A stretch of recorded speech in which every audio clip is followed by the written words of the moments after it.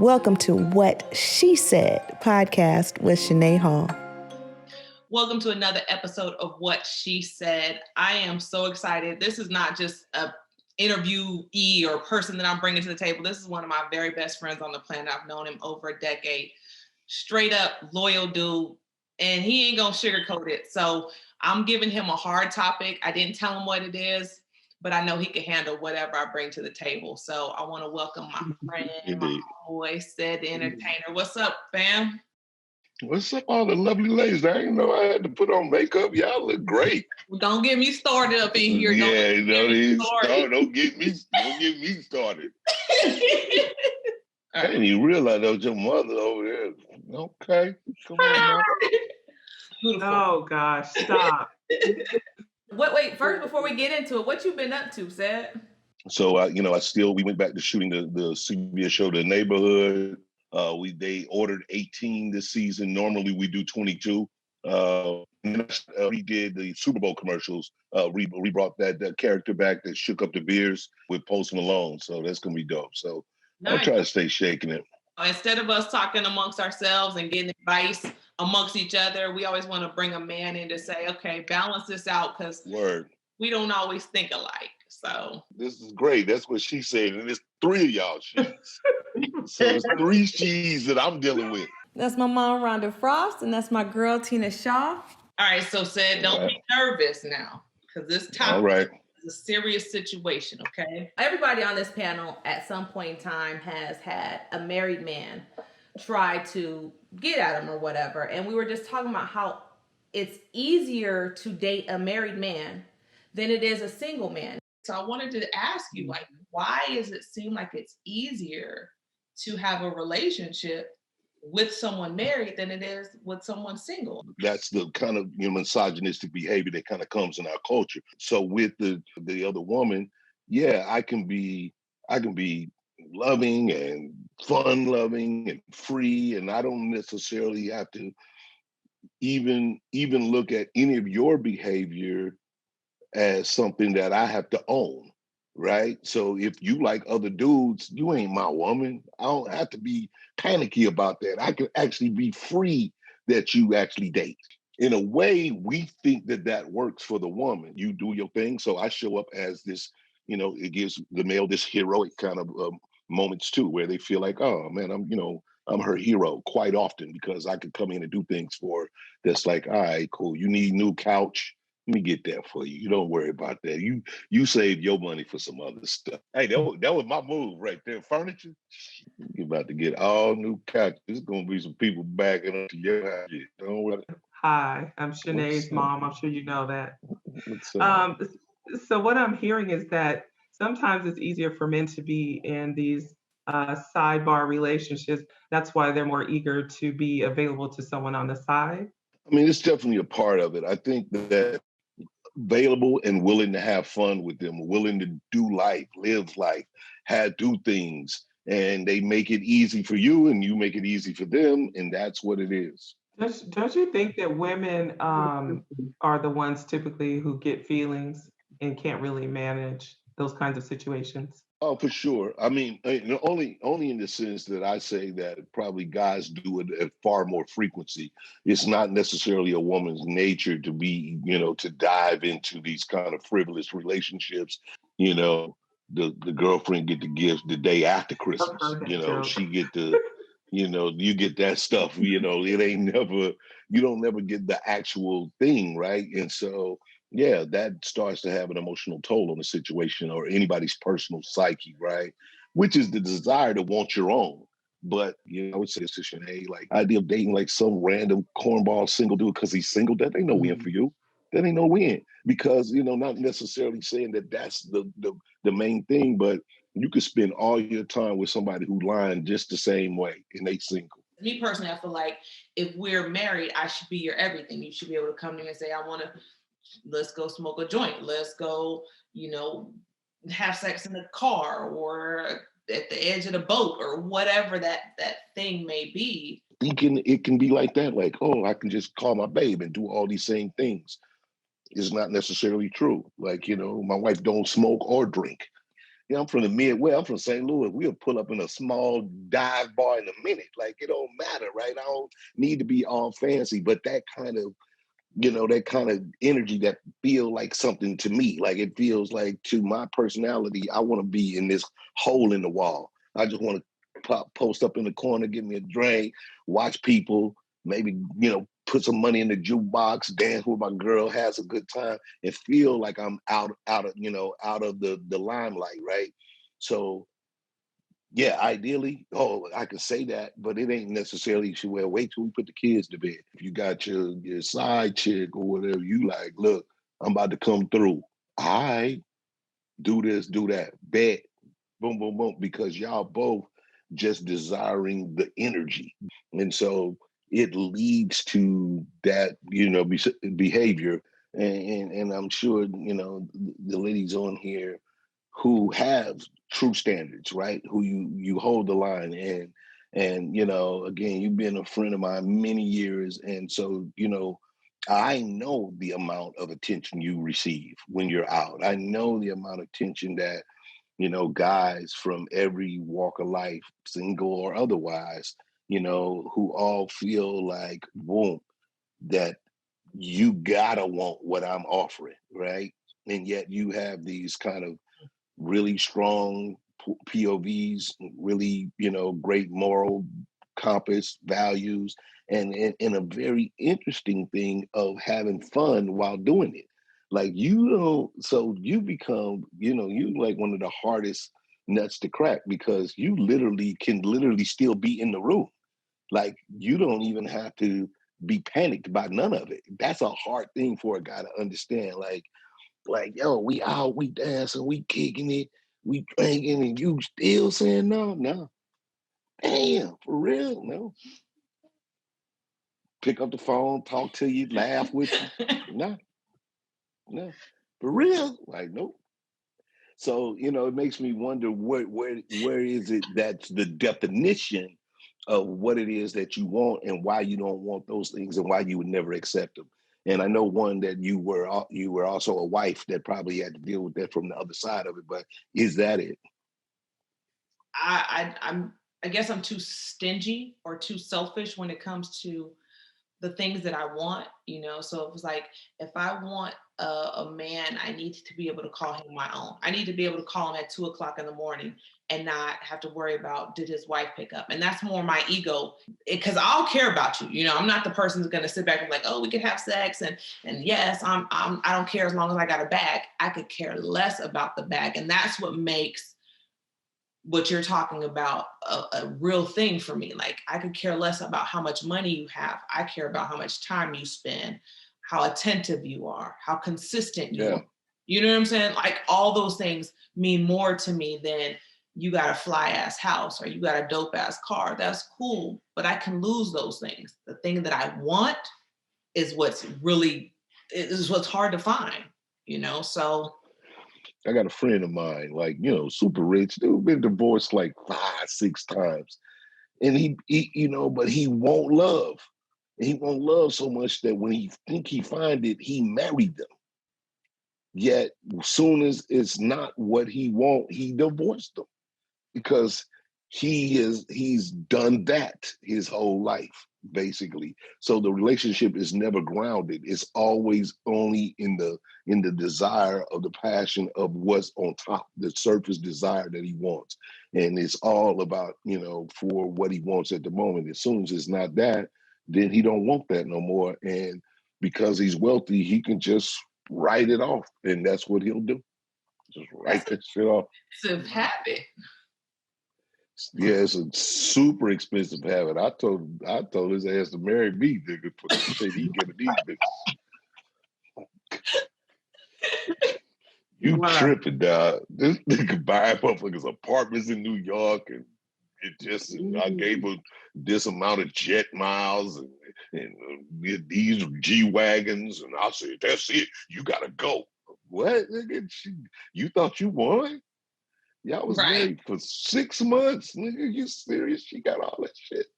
Don't do that no more.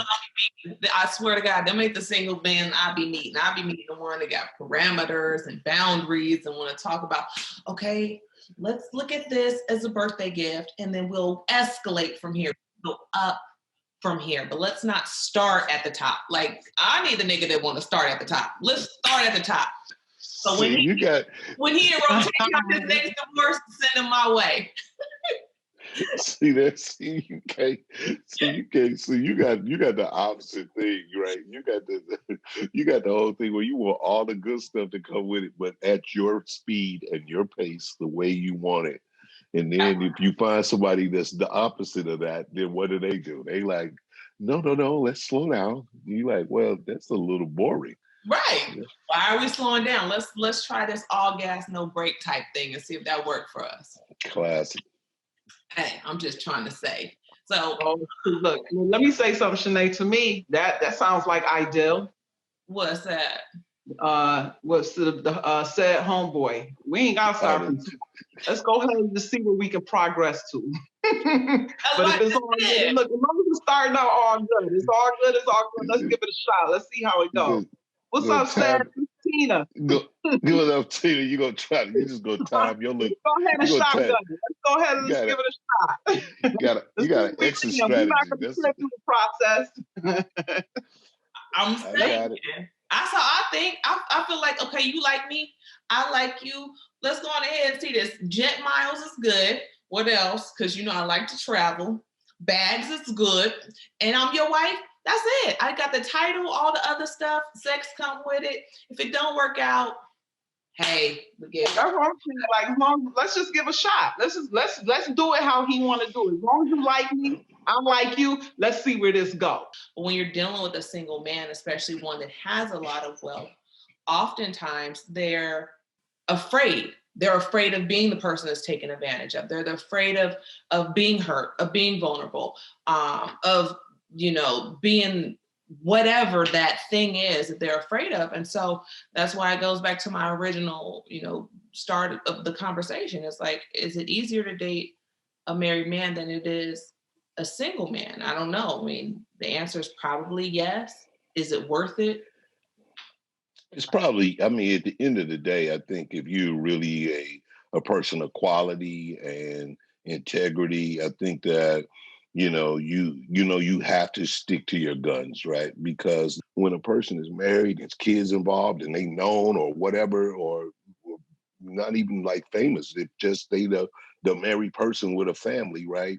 And you the girl, that's all you are in that situation, no matter how real it is between you two, right? And so those things are things you have to really always take a look at. You have to kind of go like, man, as much as fun as this would be, if there was ever any, slip up, all of a sudden I'm villainized. Like I said, we partners, we be having so much fun. It's hard to explain people that that's you, my friend. Like it make people so uncomfortable. My own friends, everybody gets so uncomfortable with the way we are with each other. And I'm like, dog, like I ain't never, dog. I don't have no problem saying it. I don't feel like no punk about it. Like I ain't never masked, dog. Like they be like, nigga, for real. I be like, no, it's Shanae. We just get each other and little shit be funny to us. And I can look over there and I'll be like, and we bugging up and then we dancing, we having fun. It don't really come with the other shit. It's the kind of thing that, again, it's hard for others to see, right? For other people can see that and they just take too much out of it. So for those reasons, you wanting your own. And I do want to understand Tina's situation a little bit more too. Like Tina, I don't really know everything. So I need to really let going down over here. No. Said, let me correct that. I want to clear this up. I'm not talking about dealing with the married man. I have no interest with a married man. I don't care what he can do for me. Like I'm not going to get nowhere with that. That's a dead end street. I mean, we could probably be investment partners, or something like that. Let's make some investment moves, power moves. That's as far as the extent it can go. But I'm talking about sitting over there with them titties. Sitting over there with them titties talking about the damn investment part. Yeah, you can see all of that. Look, I'm trying to be closer to the camera so it cut that off. Wait, but Sad, listen. Why the breast have anything to do with it? Yeah. See, with him, I wouldn't mind. We could give love a shot. I don't care how many times you've been married. You just ain't get the right one. I mean, sometimes it takes 2, 3 times, 4 times as a charm for it to happen. I'm all for it. I get it. J-Lo, Elizabeth Taylor, sometimes it just don't work. And life is too short to be unhappy. All righty then. I'm trying to cut the chase, man. I'm in my 40s. I know what I want. I know what I'm looking for. I know the vibe I'm looking for. It'd be a vibe. I want a vibe. Wait, does the vibe have to come with a check, Tina? Does the vibe and the check have to go hand in hand? Nah, it's all about his delivery. Like, how you gonna approach me? It's all about his approach. First of all, I'm not even gonna put Tina out there like that because I've heard a whole different side. You, but I'm gonna leave that right there. Wait, no, I'm just saying, no, let Tina, let my mama finish. Let mama finish. I ain't saying she a gold digger, but she ain't messing with no broken. Okay. Oh, okay. All right. That's more along the lines. But anyway. Like, we gonna be Tina, miserable. mute your mic. Tina, mute your mic. Okay. Mom, go ahead. She on one right now. So Seth, I have a couple of questions. First of all, I'm interested in what, in your opinion, what makes great sex. I mean, whether you're married or whether you're dealing with your side girl, you know, I've heard men say, just because I hang around a lot of guys, I watch football, I got a lot of male friends, and sometimes they'll go off on a tangent talking about sex was bad with so-and-so. What does that mean? I mean, so what's bad sex and what's really great sex that makes you think of somebody the next day? Well, I think for the most part, it's got to be the connection, right? You got to be like kind of vibed up where the electricity is happening, even when you're not physically next to each other. Even the idea of thinking about this person gives you energy, right? And so, and then as you actually have the physical contact, it's usually about just the whole connection, right? Is the touch right? Is the level of passion there? Is the level of creativity there? Do we actually even beyond the sex, do we have a connection that makes the sex even higher, right? Where you like, yo, I'm just so like vibing with you. This, you know, Tina used that term, but I'm so vibing with you that if we physically rock and it's dope and we together, that becomes very great sex. You like, man, this is good. I don't want you to go afterwards. I want to grab a little something to eat. You know, we want to lay up. We want to do it again. We both want that, you know. And then you got those situations where, you know, it ain't that. It just ain't that. It ain't, you know, y'all agreed, everybody agreed to have sex, so we doing it, but you know, she ain't got no motion, you know, this nigga ain't got no stroke, you know, y'all just kiss you all hard, niggas slobbing and shit. You like, man, it's just, you know, the motherfucker, you know, you look up, it's nigga got hips. You like, this nigga got hips. Nigga, it's just throwing you off. Like, you know what I'm saying? You can't, you like this nigga come out the bathroom with hips, nigga. Hold on, nigga. That's a lot, you know. Then you got, you know, you nigga in the world. You just say this nigga got hips. I'm not fucking talking to you no more after this. This shit is over. I'm just saying the shit that girls got to go through too. I could imagine, right? Like, you know. I remember one time this girl wouldn't take her waist trainer off. You know what I'm saying? So it's hard. You know, like you like, this is weird. Like, just too weird. Like, you know, never mind. Like, we good. You know, we're not gonna do this no more. Yo, it's real. It's real out here. It's real out here. It's real. You be like, people got their own. People got hang-ups that's, you know, they go way back. So it's things that people don't do. Like, I don't do that, and then they take that attitude about it, right? So, you know, it might be a vibe, but if somebody like literally offended by, like, you know, something that, you know, that Yeah, that not even just oral sex. It's just people like just don't do that. Like don't grab my hair from the back. Don't do that. Don't I don't want to be on top. You be like, you don't want to be on top. Like, I don't like that. Okay. But if you saying it while we doing it, it turned the whole thing off. Like it's one thing, like it's gotta be really good and you can discover that, like, okay, like that ain't quite our move, but we still having a good time. But some people, they get so caught, they're, very angst about their situations that it'll put them in an anxiety scenario and it just turn everything crazy. Next thing you know, you be like, ain't doing that shit no more. Them motherfuckers start crying. Nigga, I'm thinking I'm doing the light choke move, and this motherfucker crying and shit. That's right, Sad. Turn up. Sad, turn up. Let's go. That's a light choke move. It's a light choke. It ain't no light. Overhand, little pressure. So pressure. Look. Clock in, Cedric the Entertainer. So listen. So I have one more question, then I'll turn it back over to Shanae. So as a woman in her 50s, what I see often is that guys my age are looking more for people my daughter's age in their 40s and 30s. So guys in your circle who are in their 50s, is it simply they don't like the aging process, or is it something that women my age lose their sexual appeal or their fun or their whatever? What is that about where men my age in their 50s are choosing, who are more attracted to younger women? What is that about?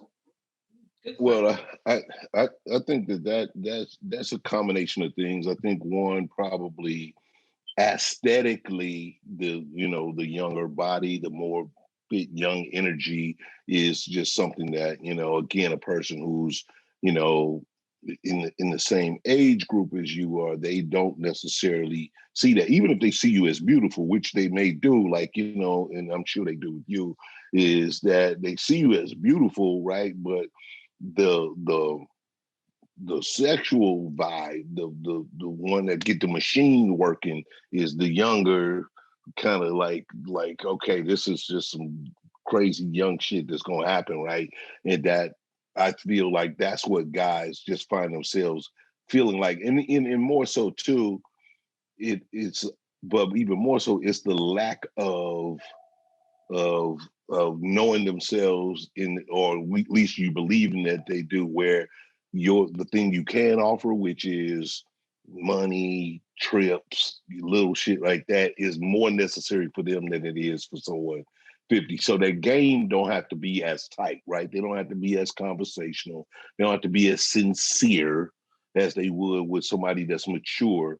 That's like, so that's really where the attraction is. Is it a boost to a man's ego to feel needed? Like when he do go for the chick that's needy, is that an ego boost for them? Do they like thrive off of that? Is that like a macho, a perk for them?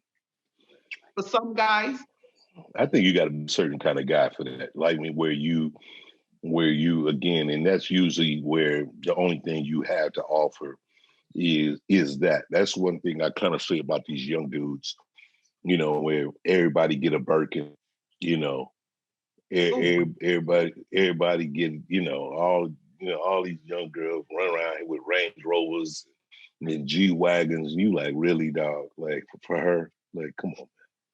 Like, you not applying yourself to make anybody better. Y'all just literally buying the situation and treating it like an exchange, which is, again, it's a behavior that will kill both parties. You know what I mean? Not necessarily that, anybody cares what my opinion is, but eventually, everybody's going to find themselves in shallow water, no matter how many Birkin bags you got, especially nowadays, because the world just moves so much faster that, people, definitely, I would say, from my generation, we definitely have ways that are our ways, right? We come from a thing where, you did man shit the man way, and that's the way it is. Like, it ain't no crossing lines and shit. I don't be arguing with no women and little shit like that. Like, but niggas will do that now. They'll be on Instagram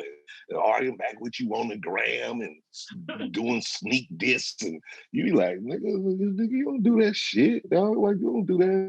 So you find that like an older guy wouldn't even know how to communicate with the girl, with a young girl he may desire, without just saying, hey, look, I'm gonna buy you this and that's that, and it's gonna be our relationship, right? So you don't have no way to communicate with her because he ain't on Instagram like that, nigga, like all day. I ain't, you call me on my phone. You want to talk? Like, I don't want to text that much and none of that shit, right? So Dude, that's how I am. You find yourself out of the loop of the place that you may physically desire, because it don't necessarily go with your real personality and fabric of who you are as a person. So that's when it becomes more and more desire to have somebody that's evenly yoked, people you can laugh with, talk to, understand. Y'all can do things together. Y'all have a camaraderie and companionship that's, got some cool stuff. And then you gotta honor that, and then add value to all the other stuff.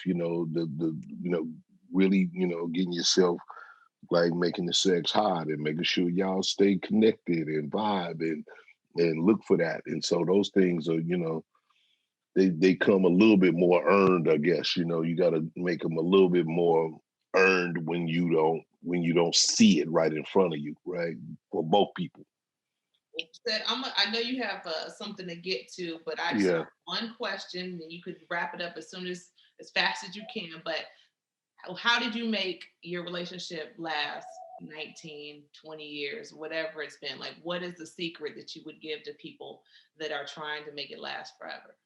Well, I mean, I think, it's definitely, I feel blessed that my wife is at least legendary in the sense that she is patient and loving and sincere, and she is opposite of me in the sense that she ain't no person that needs fame. She don't need the light. She don't want to be on social media. She want to be my wife. That's what she want to do.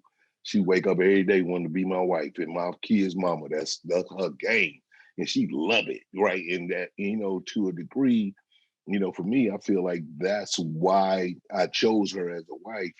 Like, you see things about a personality in a person, and you go like, yeah, that's what you want. And then we, of course, we got our own connection, and we got our own, jokes and love affair that that feels like love. And so, that's the part that you want to earn and respect. And I think that I had to learn to make sure that I always treated that with respect, what I'm saying? So the value of it was always something that wasn't one-sided, what I'm saying? I need her to be able to say these same things about me, right? So, because what you don't want to do is be fake or to the person you love. Like, you come out, you be like, yo, nigga, you fake as hell. Like, that shit ain't even real.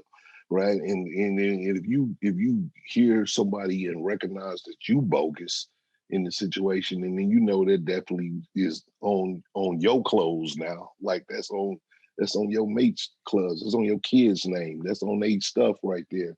Then you realize you're not as dope as you said. And those are the things that we all guys try to live by, being really solidly dope, right, about everything that they do, and people make mistakes, and there are, infractions that happen. But I think that that's the key with, with our relationship, is really kind of like learning to do that. You got to do all the stuff too, man. Therapy, you got to have the hard talks. You got to have you got to get up every day and do it, though. That's the one thing for sure, though. You got to go, put your big boy pants on and do it again tomorrow. Like, that's how it go. And, you start to embrace it as the truth of it. Then there is this greater desire that that's what you want. That's what you want. And you happy that you have it.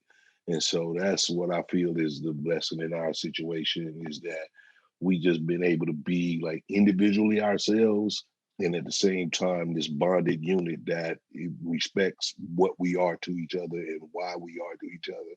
And we both love that, and we want that every day, before even more so than, we was joking about like this big ass lottery. And then she was like, if you win that goddamn money, you gonna leave me. I said, girl, I'd never leave you for no money. I been have money. I said, I been have money. She's like, yeah, those $600 million. I was like, you know what? Let me think about it. I never, you kind of right. Let me think about that now. A lot of zeros. Yeah, that's a lot of zero, nigga. Might be, no. And that's why I love you. Thank you so much, Sid. Tell Miss Kyle, thank you for letting me borrow you for an hour. All right, we'll be in touch. Good night. Y'all be up. All right, good. All right. It was good seeing you. I'll holler, Gus. I'll holler. All right, good seeing you. All right. Bye. Bye. Bye. That was another episode of What She Said. Tune in next week. We're going to do it all over again. I hope you enjoyed it. Till we meet again. Yes.